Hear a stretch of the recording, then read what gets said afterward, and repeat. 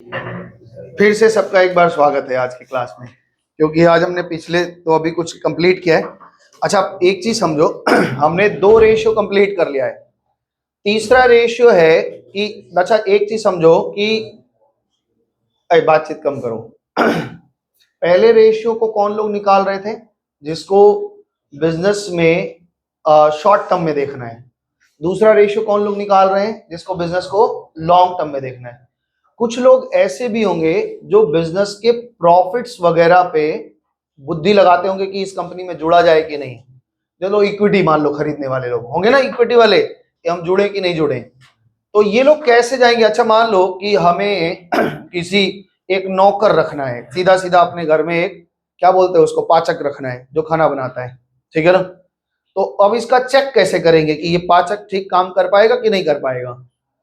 कैसे चेक करेंगे? मौसम बताओ। कि अब पाचक समझते हैं ना, खाना बनाने वाला, पाचिका पाचक, उसका खाना उसे खिला देंगे, इससे पता चल जाएगा वो कितना तेज है काम करने में। ये क्या बात हुआ? हाँ, क्या एक दिन का डेमो लेंगे? तुम बताओ मौसम, कैसे चेक करेंगे? अगर ध्यान से सुनना मेरी बात को, हम तो ऐसे ही छोटा मोटा मजाक से तुमको रिकॉर्डिंग चेक करेंगे। पहले भी खाना बनाया कि नहीं भाई, खाना बनाता है वो। देखो, नौकर का पता तब लगता है कि वो नौकर ठीक है कि नहीं है, उससे काम लेने पर।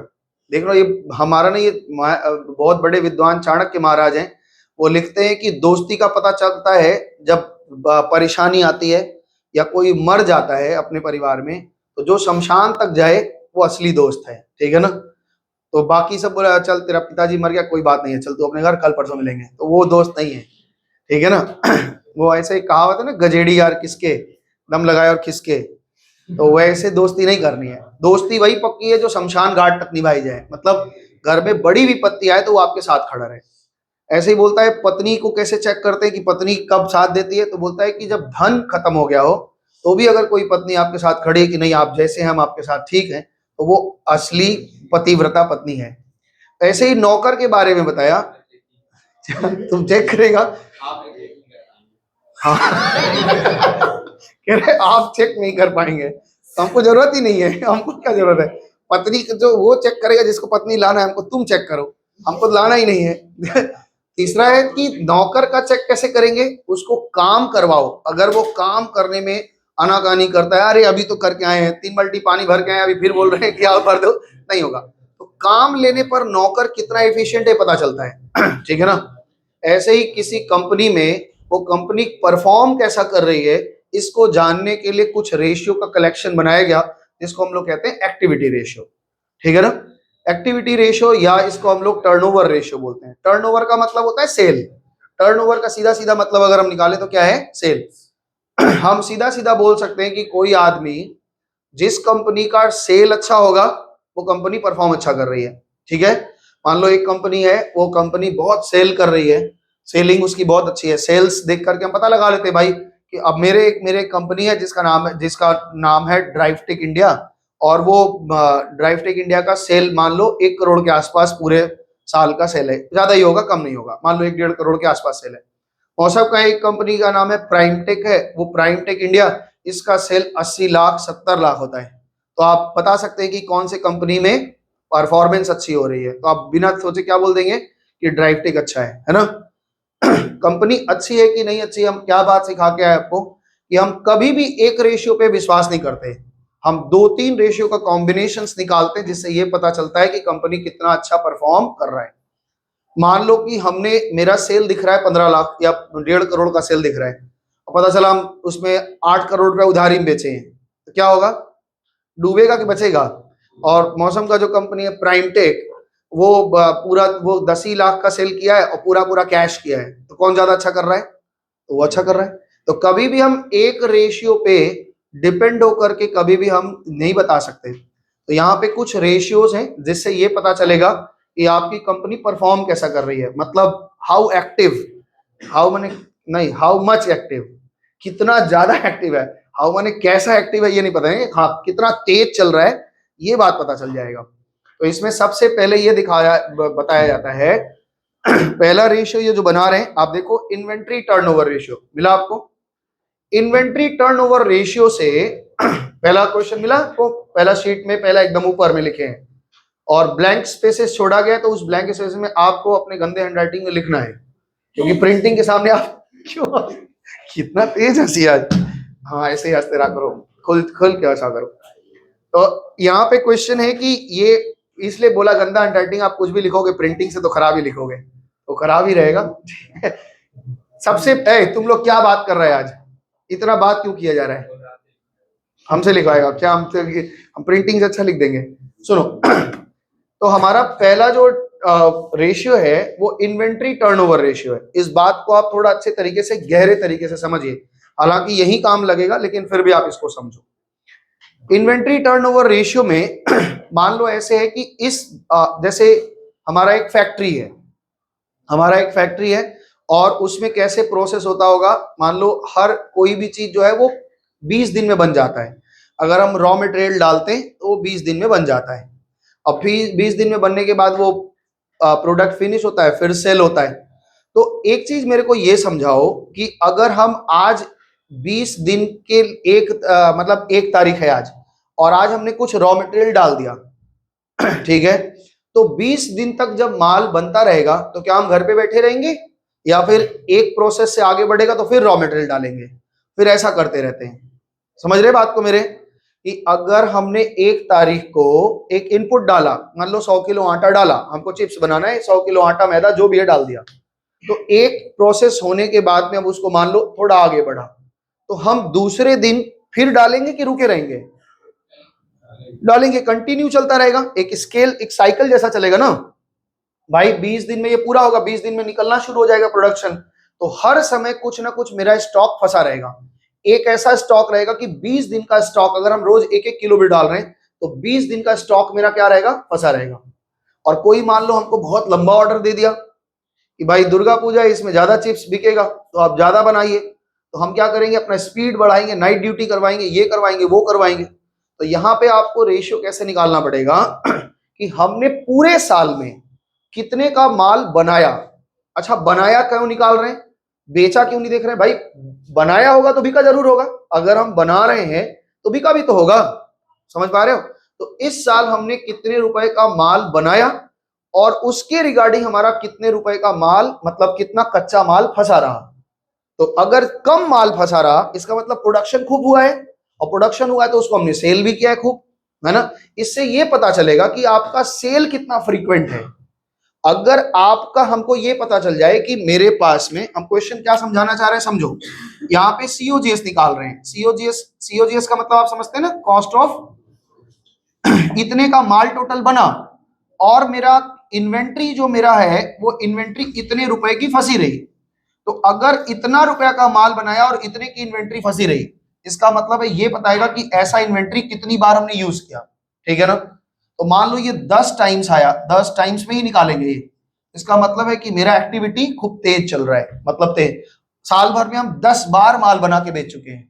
अगर ये मान लो कि 3-4 बार आया, 4 टाइम्स आया, इसका मतलब है कि साल भर में हमने 4 साइकिल पूरा किया, और 4 ही साइकिल में पूरा किया तो बहुत अच्छा परफॉर्मेंस नहीं कर पाएंगे। और ये तगड़ा, जितना बड़ा रेशियो आएगा उतना अच्छा हो जाएगा। तो इससे आज थोड़ा सा इंट्रोडक्शन दे रहे हैं, अगले दिन और डिटेल में जाएंगे। तो ये देख रहा है कि कितने का माल, क्योंकि वो लोग आगे खटपिट मचाना शुरू कर दिया 11 वाला लोग। तो कितने का माल बना है और कितना मेरा माल फंसा है, इन्वेंट्री। ये किसके लिए है? ये तो उन लोगों के लिए है जो मैन्युफैक्चरिंग में है। हर कंपनी मैन्युफैक्चरिंग थोड़ी ना कर रही है, समझ में आया बात। तो जो मैन्युफैक्चरिंग होंगे उनके लिए तो हम इस रेशियो से निकाल लेंगे कि भाई सीओजीएस हमें बता दो और सीधे सीधे इन्वेंट्री बताओ कि आपका एवरेज इन्वेंट्री साल भर में कितना फंसा रहा। अगर हम ध्यान से देखें तो एवरेज इन्वेंट्री हम 12 महीने का, हर महीने का क्लोजिंग इन्वेंट्री पूछे, भाई इस महीने कितना बचा है, इस महीने कितना बचा है, इस महीने कितना बचा है, 12 का निकाल के 12 से डिवाइड निकालेंगे, बड़ा मुश्किल हो जाएगा। तो एवरेज इन्वेंट्री कैसे निकालेंगे? एवरेज निकालेंगे कि ओपनिंग पहले महीने में आपका कितना बाकी था और क्लोजिंग में डिवाइड बाय 2 कर देंगे, दिस इज एवरेज। तो हम एक एवरेज इन्वेंट्री से, बात को समझ पा रहे हो कि मेरे नहीं? फिर से समझो, अच्छा इस बात को थोड़ा क्लियर करना चाहते हैं। मान लो एक प्रोसेस है, एक मेरे पास कोई चीज बनता है, वो 3 प्रोसेस में पार होता है। हमने यहाँ पे 10 किलो आटा डाला, ठीक है ना, ये दूसरे दिन यहां से निकल गया, यहां आ गया, अब यहां खाली है। तीसरे दिन ये यहां से निकल के यहां आ गया, अब ये खाली है। तो मेरा प्रश्न है, क्या दूसरे दिन ये हम इंतजार करेंगे जब ये माल बन के निकल जाएगा तब हम फिर 10 किलो आटा डालेंगे? ऐसा तो होता नहीं है। यहां खाली हुआ फिर हम यहां डाल दिए, ये खाली हुआ ये आगे बढ़ेगा फिर हम 10 किलो डाल देंगे। तो हर महीने में ऑलरेडी मेरे पास, अगर हम घटाव बढ़ाव ना समझे, सेल को एकदम परमानेंट मान के चले, तो प्रोडक्शन भी यूनिफॉर्म चलता रहेगा और सेल भी चलता रहेगा। लेकिन ऐसा होता नहीं है, सेल कभी बढ़ जाती है कभी घट जाती है। आप एक चैप्टर पढ़ेंगे आगे बड़े क्लास में, इंश्योरेंस क्लेम। इंश्योरेंस क्लेम में ये पढ़ेंगे कि हर महीने का सेल बहुत इंपॉर्टेंट रखता है। हमने अक्टूबर महीने में जितने कपड़े बेचे होंगे फरवरी में उतना नहीं बेच पाएंगे, क्योंकि सितंबर अक्टूबर में कारण क्या था? कारण क्या था? दुर्गा पूजा था आपका, दीपावली था। लेकिन फरवरी में कोई होली होली के टाइम में नया कपड़ा ज्यादा नहीं खरीदते हैं, पुराना ही पजामा कुर्ता निकाल लेते हैं, उसी में दाग वाग लगा के, दाग अच्छे 10 रुपए सर्फ एक्सेल, खत्म। यही करते हैं, और खोज खोज के निकालता है पुराना कहाँ कपड़ा है, उसी को 10 रुपए धो के फिर नया एकदम आयरन वायरन करके पहने, एकदम नया पहने हैं। तो ये जो है हर समय इन्वेंट्री मेरा कुछ ना कुछ फंसा ही रहता है ना। अब यहाँ पे मान लो 1 यूनिट 2 यूनिट 3 यूनिट 4 यूनिट कितनी बार प्रोडक्शन होता गया है पता चल जाएगा। और ये प्रोडक्शन किस पे डिपेंड करता है? सेल पे। अगर सेल नहीं हो रही है खूब अच्छे तरीके से, हम प्रोडक्शन करके करेंगे क्या? तो इसका मतलब ये रिलेशन दिखा रहा है कि कितना फ्रीक्वेंट आपने प्रोडक्शन किया है और कितनी बार आपने इन्वेंट्री को रोटेट कर लिया है, ठीक है ना। इससे ये पता चलेगा कि तुम्हारा फर्म कितना अच्छा एक्टिव है। अगर ये इसका कोई आइडियल वैल्यू तो है नहीं, ये जो रेशियो आएगा मान लो 7 गुना 8 गुना आया, तो हम क्या समझ के चलेंगे? एक रोटेशन में हमको 1.5 महीना लग रहा है। एक बार माल डालते हैं, वो बन के बिकता है, पैसा आता है, 1.5 महीना लग जाता है, क्योंकि साल भर में 8 बार किए हैं। समझ में आ रहा है? अगर ये बढ़ के 15 बार 16 बार हो जाए, तो ये बहुत इंपॉर्टेंट चीज है कि आप ना बिजनेस में कभी ये मत देखो कि हम कितना ज्यादा कमा रहे हैं। आप 10 रुपए का चीज 40 रुपए में बेच रहे हैं, लेकिन साल भर में 2 ही बार बेच रहे हैं, तो ये ज्यादा इंपॉर्टेंट बात नहीं है। जो होलसेलर होते हैं उनके मार्जिन बड़ी कम होती है। जैसे ये मार्कर ही है, बाजार में हम रिटेलर के पास से लेने जाएंगे ना, किसी जनरल स्टोर से, क्या नाम है उसका, स्टेशनरी की दुकान से, तो ये 50 का लिखा रहता है, शायद 50 या 60 का होगा, जो भी है 50 का ही मान लो। तो ये मिलता 50 का है, उसमें वो कमाता कितना मालूम है? 12 रुपया 13 रुपया कमाता है।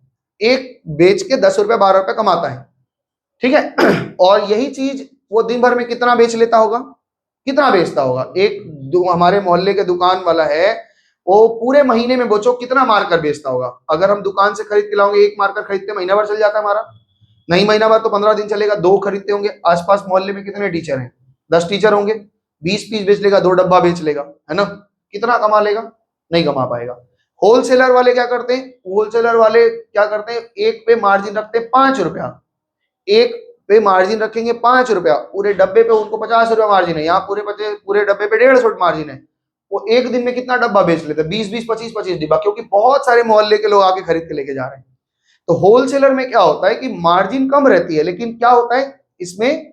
फ्रीक्वेंसी रहती है, माने ऑर्डर बल्क है आपका। तो इस कारण से क्या होता है, उनके पास, उनको उसी में सुकून रहता है कि मेरे पास एक दुकानदार है, वो सोना बेचता है दिन भर में 100 ग्राम का सोना, महीने भर में 100 ग्राम का गहना बेचता है, और एक होलसेलर है वो दिन भर में 2-3 किलो बेचता है, मार्जिन बहुत कम रखता है, लेकिन फिर भी बहुत कमा लेता है, वो करोड़पति बन जाएगा बहुत जल्दी से।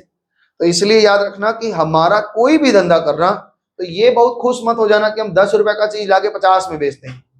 पहले ये देखना कि हमारा रोटेशन कितना दिन में है। तो ऑपरेटिंग साइकिल बोलते हैं इसको। ये ऑपरेटिंग साइकिल जितना छोटा होगा उतनी अच्छी बात है, और ये ऑपरेटिंग साइकिल आप जितना बड़ा कर देंगे, साल भर में 2 बार प्रोडक्शन हुआ है, एक प्रोडक्शन में 6 महीना, एक प्रोडक्शन में 6 महीना, खत्म हो गए आप। बिजनेस का जो रेगुलर खर्चा रहेगा वही आप नहीं निकाल पाएंगे। कितना महंगा बेच लेंगे? 6 महीना में एक साइकिल पूरा करेंगे तो क्या हो जाएगा? आप स्टाफ 6 महीना खिलाइए, आप बैठ के प्रोडक्शन कर रहे हैं 6 महीने में, तो ये प्रोडक्शन का इफिशियंसी बताता है आप कितना तगड़ा इफिशियंसी करते हैं। तो पहला ये समझ में आ गया। अभी हम टेम्पोरली बता रहे हैं, अगले क्लास में फिर एक्स्ट्रा में और डिटेल में सवाल में जाएंगे। तो एक रेशियो से ये मैन्युफैक्चरिंग वालों को पता चल गया।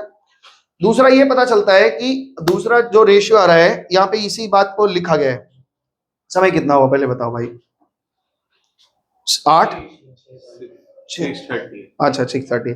चलो इसी को पूरा कर लेते हैं, फिर आगे दिन में आगे बढ़ेंगे, ठीक है ना।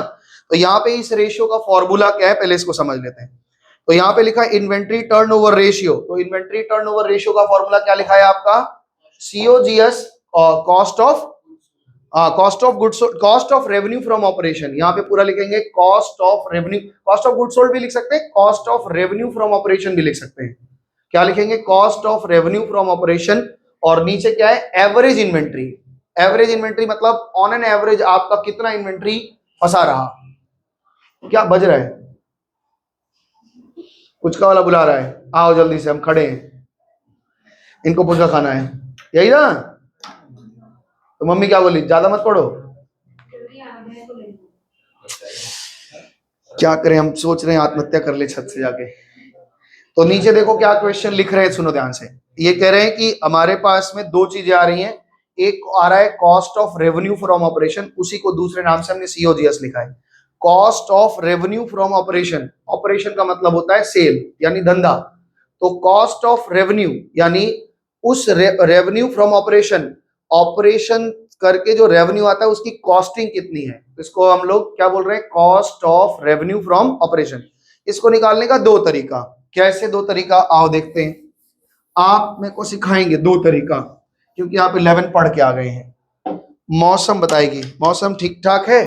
चलो ये बताओ बच्चे, मौसम हम लोग बचपन में सीखे थे ट्रेडिंग काउंट, याद है? ट्रेडिंग काउंट सीखे थे, क्या क्या होता था मेरे को बताओ भाई? ओपनिंग स्टॉक, अच्छा ये तेज बोल रहा है क्योंकि इसका चल रहा है भाई। ओपनिंग स्टॉक, और क्या था? परचेजेस, और क्या था? डायरेक्ट एक्सपेंसेस, यहाँ पे सारा डायरेक्ट एक्सपेंसेस, और क्या था? डायरेक्ट एक्सपेंसेस हो गया, और यहाँ पे क्या होता था? सेल, और यहाँ क्या होता था? क्लोजिंग स्टॉक, और क्या होता था? यहाँ पे होता था जीपी। ठीक है। मेरे पास कॉस्टिंग निकालने का दो तरीका, आप ध्यान रखेंगे। ओपनिंग स्टॉक कितना है वो लिख लो, परचेज नया माल कितने का खरीदा वो लिख लो, और डायरेक्ट एक्सपेंसेस कितना किया वो लिख लो, क्लोजिंग स्टॉक कितना था वो घटा दो, तो आपका बन जाएगा कॉस्ट। एग्जांपल से देखिए, हमारे पास 10,000 का ओपनिंग स्टॉक था, हमारे पास परचेज 1 लाख का हुआ, 50,000 का हमने खर्चा किया, 3 लाख का माल हमने बेचा, और क्लोजिंग स्टॉक में 20,000 का बचा है। प्रॉफिट बता दो मुन्ना फटाक से। 3 20 माइनस 1 60, तो 1 60 हो गया ना, यही मेरा प्रॉफिट है। अब हमने क्या कहा? कॉस्टिंग निकालने का तरीका, आपके पास घर में 10,000 रुपए का आटा था, आपने 1 लाख का नया आटा खरीदा, और आटा को खरीद के लाने में और प्रोसेस करने में, चिप्स बनाने में आप 50,000 खर्चा कर दिए, आपके पास 20,000 का आटा अभी भी बचा हुआ है, आपकी कॉस्टिंग कितनी आ रही है? फटाक से बताओ। हो ही नहीं सकता, कितना हो गया? 1 60 में से 20 चला गया, 1 40, चलो 1 40 ही आ गया। तो एक तरीका ये हो गया। दूसरा तरीका हमारे पास ये है कि भाई साहब हमारे पास कॉस्ट ही तो चाहिए आपको, इजी तरीका निकालो ना, आपके पास कितने का माल बेचा और उसमें से कितना प्रॉफिट हुआ वो माइनस कर दो, जो बचा वो सारा क्या है? कॉस्टिंग है। नीचे दिखाना, सेल कितने का है? 3 लाख रुपए का, आदित्य जी नीचे दिखाई थोड़ा, और प्रॉफिट कितने का है? 1,60,000 का, तो बना कितने में है? तो अब ये तुम बोल रहे सर ये तो बहुत बचपन में हम लोग पढ़ चुके थे, जब बच्चे पतंग उड़ाते थे तभी हम लोग ये पढ़ लिए थे, है ना? अब मेरा प्रश्न ये है कि हम दो क्यों बता रहे हैं, एक से नहीं बता पाएंगे? तो सम्स में जैसा इंफॉर्मेशन रहेगा उस तरह से निकालेंगे। बात समझ में आया? अगर सम्स में ये इंफॉर्मेशन है ही नहीं, केवल यही दिया है, तो आप कहेंगे नहीं हम तो इसी से सीखे, हम इसी से निकालेंगे। फोड़ देना सिर अपना नारियल की तरह, लाल हो जाएगा, नारियल फोड़ने से पानी निकलता, तो फोड़ने से खून निकल जाएगा, निकलेगा नहीं। जैसा इंफॉर्मेशन दिया है तो वही फॉर्मूला हमको निकालना होगा। तो सीओजीएस कैसे निकल रहा है? ओपनिंग स्टॉक, ये जानते हैं, इसमें बेकार का हम टाइम पास कर रहे हैं, फिर भी आपको पता है। परचेजेस, और जिनको नहीं पता वो 11 के बैच में आए, फिर ये डायरेक्ट एक्सपेंसेस, और ये क्लोजिंग स्टॉक इधर लिखने का मतलब होता है घटाते हैं। ये तो आप पहले ही समझे, आटा था पिताजी लाए थे, 3 किलो आटा था, 10 किलो और खरीद के लाए थे, 2 किलो बच गया, तो इस महीने कितना खाया, वो तो सीखे हो बचपन में। और यहाँ पे एक तरीका और भी है कि हमने इतने का कुल माल बेचा है, 3 लाख का माल बिका है मेरा, और उसमें हम प्रॉफिट इतना पाए, अगर प्रॉफिट हटा देंगे तो जो बचा उतने के तो बनाए थे माल। नहीं समझ में आया? हो गया। तो एक सीओजीएस। और एवरेज इन्वेंट्री कैसे निकलेगा?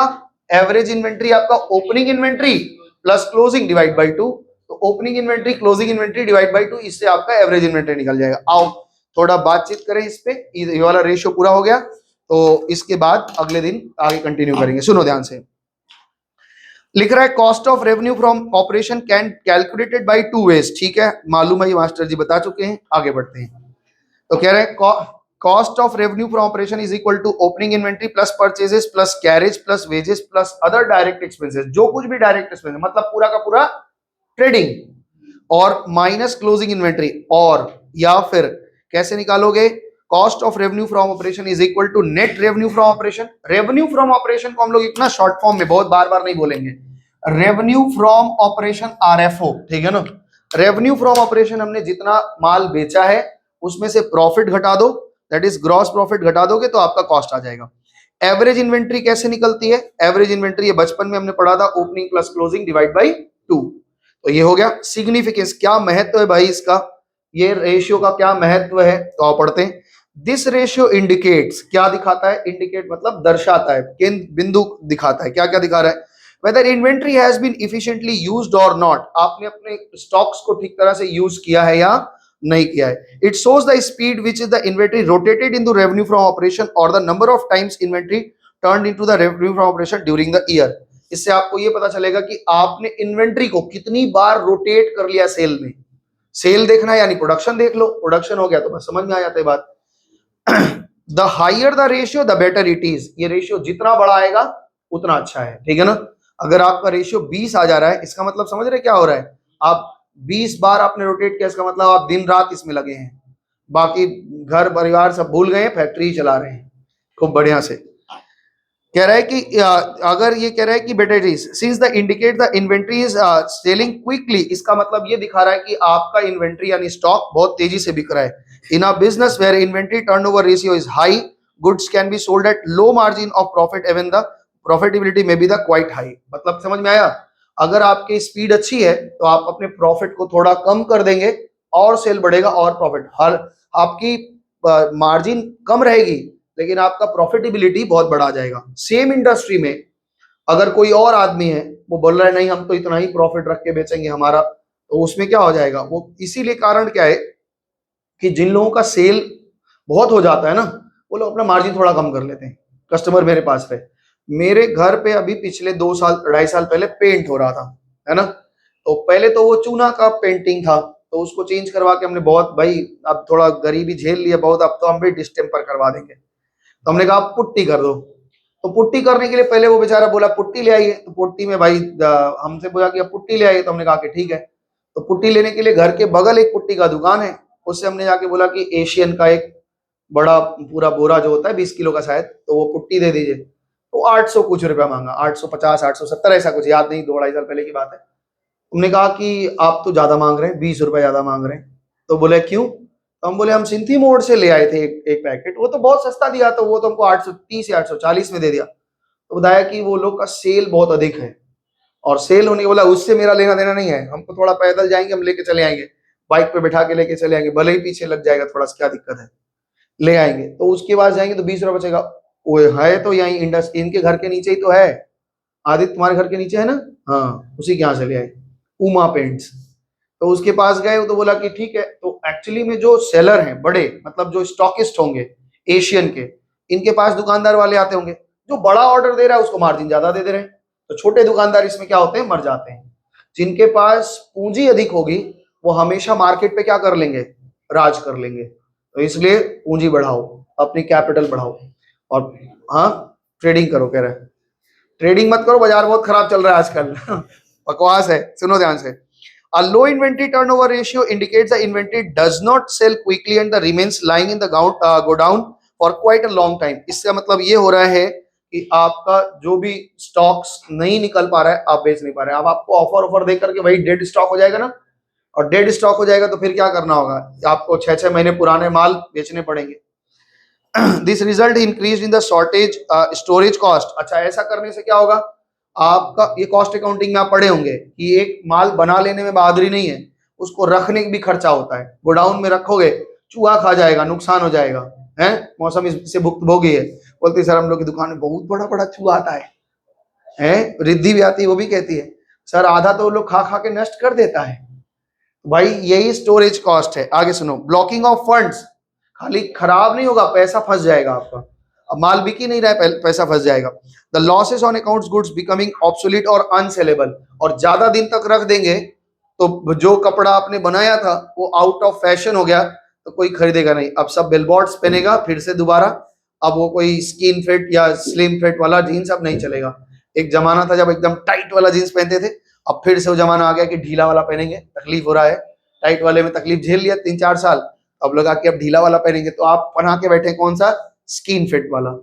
अब मौसम आ गया है पूरा कौन सा बिलबोर्ड्स वाला, कोई नहीं खरीदेगा। तो आप क्या करेंगे, रास्ता में बेचेंगे, वो जो चिड़िया मोड़ में रास्ता में लगा के 300 टका 300 टका 300 टका, जो जींस 3000 में बिकने वाला था वो 300 में बिक रहा है, तो इसलिए अनसेलेबल हो जाएगा। This ratio can be used for the comparing the efficiency sale policies of the two firm doing the same types of the business. इसको हम लोग क्यों निकालते हैं, एक ही नेचर के दो लोग बिजनेस कर रहे हैं, जैसे जूता बना रहे हैं, चप्पल बना रहे हैं, कपड़े बना रहे हैं, कुछ भी बना रहे हैं, तो उनमें कंपेयर करने में आसानी होती है कि भैया इनका तो बड़ा अच्छा इन्वेंट्री टर्नओवर रेशियो आ रहा है और इनका अलग आ रहा है।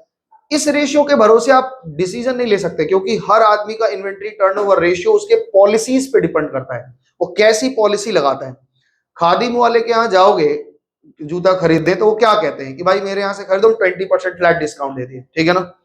और एक कंपनी है श्री लेदर है, हमारे कलकत्ता में चलता है, तो वहां पे क्या होता है कि वहां पे जाओगे तो कहेंगे 12 आइटम खरीदोगे तो 13वां आइटम पे 12 आइटम का प्राइस का जो एवरेज होगा उतना हम छूट दे देंगे। तो जैसे ही पहला आइटम खरीदोगे आपको एक तो वो दे देगा, कूपन कोड दे देगा, अब उसमें 12 आइटम भरते जाओ भरते जाओ, जब 12 आइटम भर जाएगा उसका 1 साल वैलिड होता है।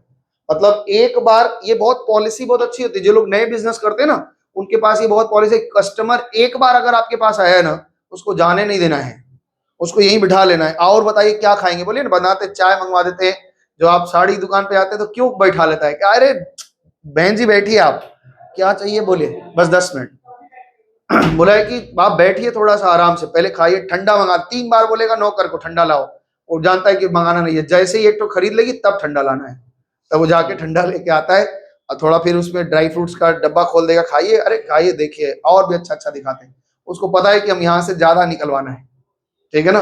तो सेल बढ़ाना है तो वहां पे क्या करते हैं लोग, एक अभी हमारे कलकत्ता में एक चाय का बिजनेस है एक आदमी का, उसका चाय का बड़ा अच्छा, वो क्या किया था कि जब भी चाय बेचता था तो उसमें उसको पता है कि मेरे चाय का कीमत 110 रुपए है या 120 रुपए है, जो भी है, उसमें क्या करता था एक कूपन डाल देता था कि अगले खरीदारी पे आपको 20 रुपए डिस्काउंट मिलेगा, अगले खरीदारी पे। अब मान लो हम चाय खरीद के लाए और लिप्टन ताजा चाय खोले अब, है ना, तो खोलने के बाद उसमें एक कूपन निकल गया कि अगली बार खरीदेंगे तो 20 रुपए आपको छूट मिलेगा, तो अगली बार हम फंस गए, अगली बार उस 20 रुपए के चक्कर में हम 100 रुपए और खर्चा करेंगे। तो इसलिए जो जेप्टो और ब्लिंकिट में जो कैशबैक मिल रहा है ना, 50 रुपए 70 रुपए, आप ये मत सोचिए कि वो 70 रुपए मिल रहा है, इसका मतलब है कि आपको वो अगले उस 70 रुपए को खर्च करने के लिए आपको और 200 रुपए खर्च करवाया जा रहा है, तो ये आपके साथ बनाया जा रहा है बेवकूफ और आप बोल रहे हैं। खैर ठीक है, जो भी है, जरूरत है तो खरीदते रहो। यहाँ पे क्या बोल रहा है, the inventory policy of the management of that firm whose inventory turnover ratio is higher will be treated as a more efficient, या similarly by comparing the inventory turnover ratio in the current year with the previous year management। अच्छा, दो तरह का comparison होता है, बताए थे हम, अपना कंपैरिजन दूसरों के साथ करते हैं और अपना कंपैरिजन अपने साथ करते हैं। ये वाला रील वायरल कर दिया था ये दुष्ट बदमाश। हम कंपेयर हमेशा करते हैं ना कि दूसरों के साथ कंपेयर करते हैं हम कितना अच्छे बुरे हैं, और अपने साथ भी कंपेयर करते हैं कि लास्ट ईयर हमने इतना किया था, इस साल हमने कितना किया है, तो ये कंपैरिजन में हमारे काम आता है। तो हम हमेशा क्या होता है भाई, हम बिजनेस इसीलिए करते हैं कि हम बिजनेस छोटा नहीं होगा, हमारा बिजनेस और बड़ा और बड़ा और बड़ा होना चाहिए, खूब पैसा कमाना है ना। ईश्वर भी चाहता है कि आप खूब उन्नति करें। आप देखो यहाँ पे एक क्वेश्चन और नीचे आ गया, छोटा सा बात है ये लिख रहे हैं एवरेज एज ऑफ इन्वेंट्री, आपका इन्वेंट्री का एज कितना है, यानी समय निकालना है। तो मान लो इन्वेंट्री टर्नओवर रेशियो मेरा 8 आया, कितना आया, इन्वेंट्री टर्नओवर रेशियो 8 आया, और हमको देखना है कि कितनी बार ये रोटेट हुआ है, तो भाई 12/8 कर लो। अगर आप डेज में निकालना चाहते हो तो 365 क्या होता है, 365 दिन ही होते हैं ना, 365/8 कर लोगे तो इसका आएगा डेज में। इसका मतलब ये इन्वेंट्री टर्नओवर रेशियो का एज बता रहे हैं, एज ऑफ इन्वेंट्री। इसका मतलब है 360/8, तो ये कितना आ जाएगा, बताओ जरा कितना आएगा 365/8? हाँ, 45 डेज के आसपास आ रहा है।